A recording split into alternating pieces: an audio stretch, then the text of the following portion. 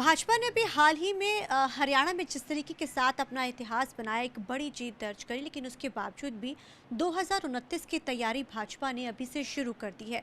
हालांकि सरकार को बने अभी 1 साल भी नहीं हुआ, लेकिन तैयारी 5 साल बाद की है, ताकि चौथी बार भी वापसी करके एक ऐसा रिकॉर्ड कायम किया जाए जो ताउम्र याद रखा जाए। हमारे साथ इस समय बात करने के लिए कंवरपाल गुर्जर मौजूद है। सर, आज आपकी सीएम के साथ बैठक रही, सभी विधायकों को, साबका विधायकों को, सबको बुलाया गया। 29 की तैयारी 25 में, अभी साल भी नहीं हुआ लेकिन सरकार ने तैयारी शुरू कर दी है। देखिए, जो देश के हालात हैं ना जी, उसके लिए ज़रूरी है कि लगातार बार बार भाजपा की सरकार बननी चाहिए। जो हमारा विपक्ष है वो तो आज पाकिस्तान के पक्ष में है, बांग्लादेश के पक्ष में है, फिलिस्तीन के पक्ष में है, चाइना के पक्ष में, उसके पक्ष में भी बयान नहीं कर रहा।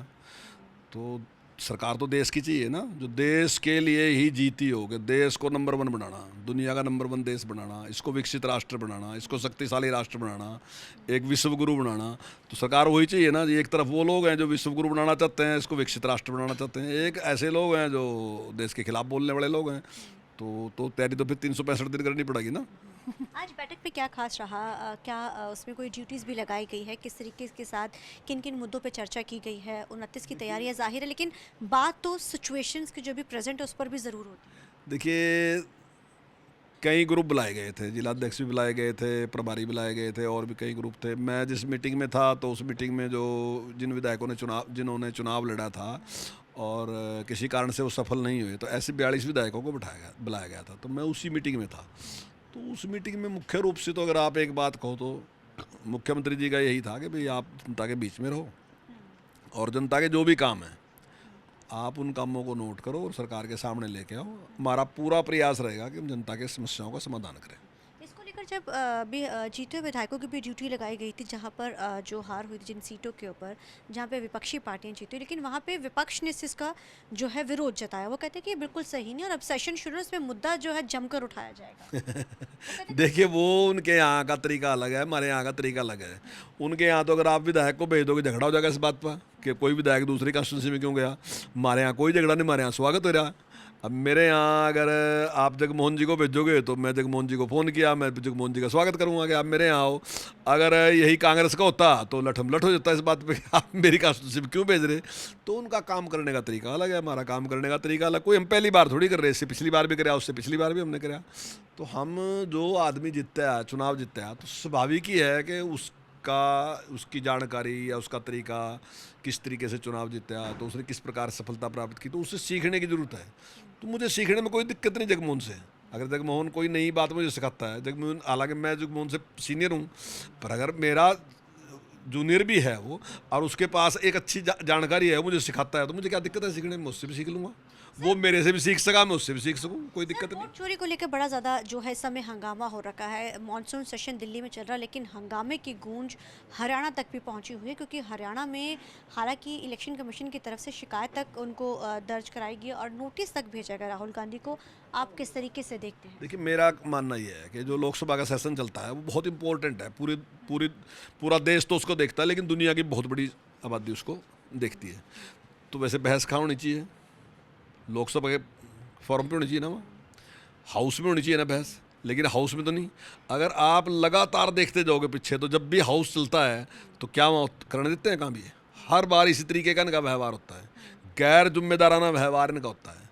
अब ये कह रहे कि वोट चोरी की, तो कैसे वोट चोरी इसका? इन्होंने शिकायत लगाई तो चुनाव आयोग ने कहा कि आप शपथ पत्र दो, मैं जांच करने के लिए तैयार हूँ। ये कहता है मैंने शपथ ले ली थी लोकसभा में। अब लोकसभा की शपथ को और इसकी शपथ को कैसे आप एक कर दोगे? ये अलग है। उसने कहा शपथ पत्र दो, मैं जांच कराऊंगा। ऐसे वो जांच कैसे कराए? फिर उसने कहा कि भाई आप आओ, 30 लोग आ जाओ। हालांकि मेरा मानना है कि 30 लोग ज़्यादा थे, 30 लोग नहीं बुलाने चाहिए थे। किसी बात के लिए डिस्कशन करने के लिए 5 लोग पर्याप्त हैं, क्योंकि मेरे पास जो तथ्य है मैं रख दूंगा सामने कि ये गड़बड़ है। तो लेकिन फिर भी चुनाव आयोग ने उदार होकर उनको कहा कि 30 लोगों के साथ आ जाओ। तो 30 लोगों की बजाय कह रहा मैं 300 लोग लेके आऊँगा। आप बताओ 300 लोगों के साथ कोई डिस्कशन होता है क्या?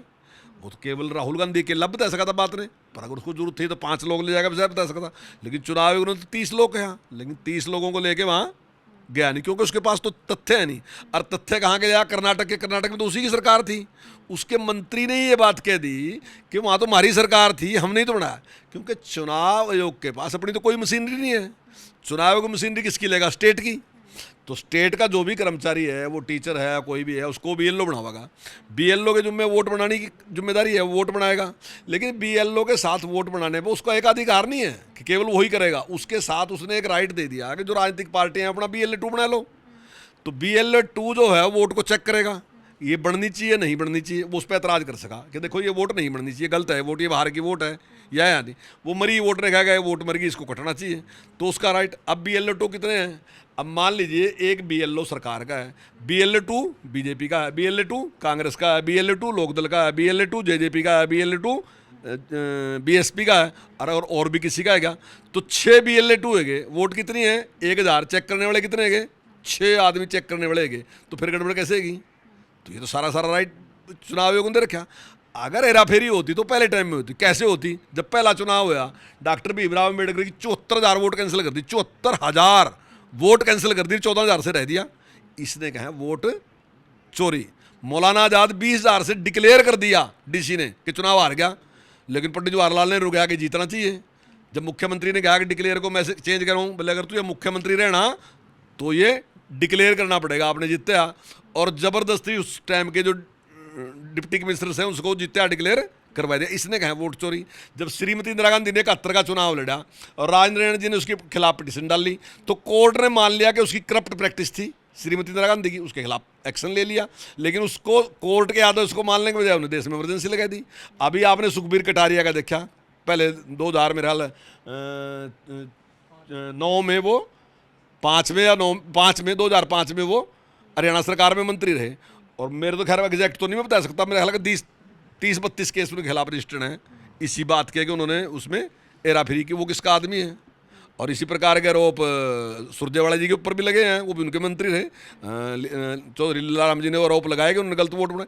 तो ये वोट की चोरी, वोट की गड़बड़ जो है वो कांग्रेस के टाइम में कांग्रेस ने करी, आज उसमें स्वच्छता आती जा रही। ऐसे ही मशीन के बारे में कह रहे कि मशीन में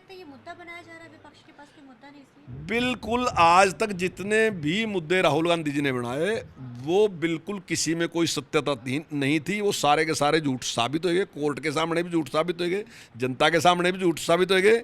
और इनकी जिससे अर्बन नक्सलाइट जो हैं या जॉर्ज सोरोस जैसे लोग हैं उनके साथ ये मिले और देश में अव्यवस्था फैलाने का प्रयास कर रहे हैं। लेकिन यहाँ कोई व्यवस्था फैलने वाली नहीं। जनता को पता चल गया कि इनकी बातों में कोई सत्यता नहीं है, झूठ बोलते हैं, इस प्रकार के गुमराह करने का प्रयास कर रहे हैं। धन्यवाद सर। तो ये थे हमारे साथ बात करने के लिए सर, जिन्होंने जानकारी दी है कि किस तरीके के साथ जो है वोट चोरी को लेकर उन्होंने तथ्य भी सामने रखे हैं और उन्होंने 2029 की भी जो रूपरेखा कैसे तैयार कर रही है भाजपा, उसकी भी जानकारी दी है। कैमरामैन अलजिंदर के साथ चंडीगढ़ से TV9 के लिए मनप्रीत कौर।